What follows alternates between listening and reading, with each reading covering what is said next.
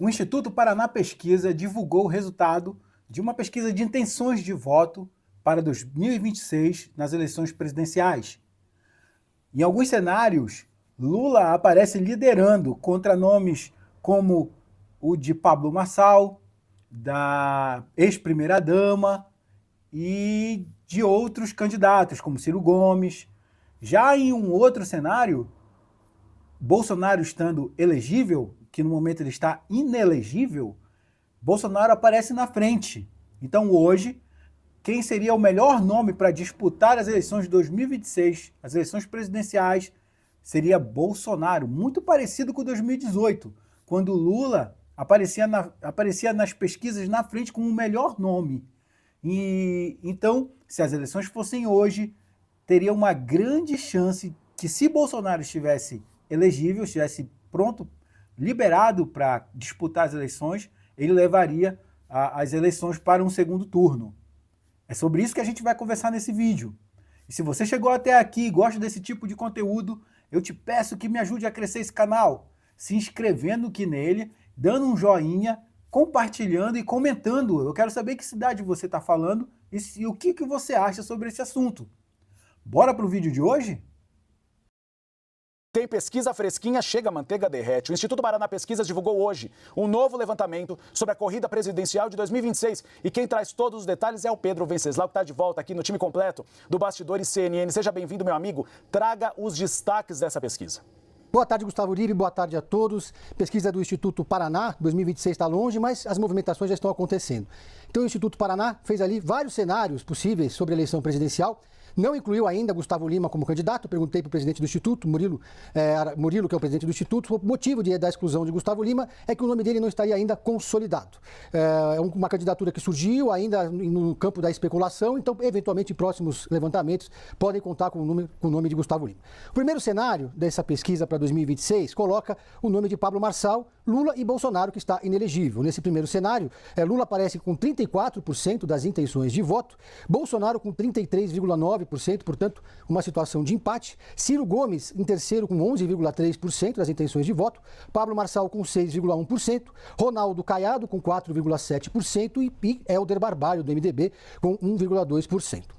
O segundo cenário coloca ali, exclui o nome de Pablo Marçal, ainda mantém o nome de Jair Bolsonaro. E sem o nome de Pablo Marçal, Jair Bolsonaro passa à frente de Luiz Inácio Lula da Silva, com 37,3% das intenções de voto contra 34,4% de Luiz Inácio Lula da Silva. Nesse cenário, Ciro Gomes aparece com 11,7%, Ronaldo Caiado com 5,4% e Helder Barbalho com 1,4% das intenções de voto. Aí tem um terceiro cenário, que é sem Jair Bolsonaro, considerando a inelegibilidade do ex-presidente. Aí Lula aparece numa liderança relativamente tranquila, com 34,5% das intenções de voto, contra 20,7% de Michele Bolsonaro, testando o nome da ex-primeira-dama como presidenciável. Em seguida, Ciro Gomes, com 12,9%, Ciro Gomes do PDT. Pablo Marçal, então, nesse cenário, sobe para 11,5%, sem Jair Bolsonaro. Ronaldo Caiado se mantém ali com 6,6% e Helder Barbalho no mesmo patamar, com 1,6%. Agora, o nome da oposição que aparece mais bem posicionado, o nome do campo da direita, é o do governador de São Paulo, Tarcísio de Freitas, que a princípio é candidato à reeleição aqui em São Paulo, mas tudo pode acontecer até 2026. Lula aparece com 35,2% dos votos, Tarcísio com 25,3%, Ciro Gomes com 15,2%, Ronaldo Caiado com 7,4% e Helder Barbalho com 1,8% das intenções de voto. No cenário com o Ratinho Júnior, ele aparece com 15,9% das intenções de voto, portanto também aí bem posicionado. E o nome da base governista, que, excetuando Lula, aparece mais bem colocado, é o de Fernando Haddad com 18,1% dos votos, em seguida Camilo Santana com 6,5%. O presidente do Instituto Paraná me comentou que esse número do Fernando Haddad pode parecer bom, mas não é exatamente um número interessante, segundo Murilo Hidalgo. Porque Haddad já foi candidato a presidente da República, já teve 45% dos votos no segundo turno, tem uma grande exposição como ministro da Fazenda, então era de se esperar um desempenho melhor do chefe da economia brasileira. O Instituto Paraná Pesquisa ouviu 2.018 pessoas entre os dias 7 e 10 de janeiro e a margem de erro é de 2,2 pontos percentuais. Pesquisa importante, a gente tem, claro, um cenário bastante antecipado. Por enquanto, Jair Bolsonaro está inelegível, ele vai entrar ainda com recurso no Supremo Tribunal Federal. As chances de ser exitoso são baixas. É bem provável que ele continue inelegível, porque é muito difícil que uma decisão do Tribunal Superior Eleitoral seja modificada pelo Supremo Tribunal Federal. Mas, Pedro, é um cenário que alarma a oposição. A oposição, pela pesquisa, só teria chances se unir, se tiver um nome de consenso. E a gente tem visto uma dificuldade muito grande em relação a isso. Por quê? Porque Jair Bolsonaro só quer escolher o seu sucessor depois que essa ação for derrubada no Supremo Tribunal Federal, ou seja, o recurso da decisão da inelegibilidade, e tem de ser um nome de sua confiança. O que os outros partidos de direita têm feito é pressionar Jair Bolsonaro para antecipar essa decisão, para construir uma alternativa a Luiz Inácio Lula da Silva. Mas quem convence Jair Bolsonaro, Pedro?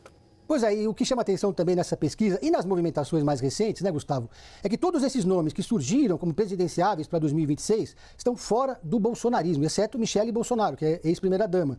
Então, Ronaldo Caiado tem se movimentado a revelia de Jair Bolsonaro, conversando com o União Brasil, assim como Gustavo Lima. Pablo Marçal sinaliza que pode continuar e ser candidato pelo PRTB, mas está conversando com o PP, do Ciro Nogueira, conversando também com o União Brasil. Os partidos de direita estão conversando, ou seja, as placas tectônicas estão se movimentando, enquanto o PL, o maior partido de direita do Brasil, está imobilizado, está com essa discussão interditada, porque Jair Bolsonaro não admite nenhum cenário que não seja o dele sendo candidato, como fez Lula em 2018. Lula esticou a corda, mesmo estando preso, interditou qualquer outra possibilidade, construção política. Quando chegou em cima da hora da Justiça Eleitoral determinar que ele não era mais candidato, aí sim lançaram a chapa Fernando Haddad, Manuela Dávila. O que atrasou demais eventuais coligações a serem construídas, atrasou demais a construção política desse campo, facilitou a vida do adversário, que era hoje ex-presidente Jair Bolsonaro.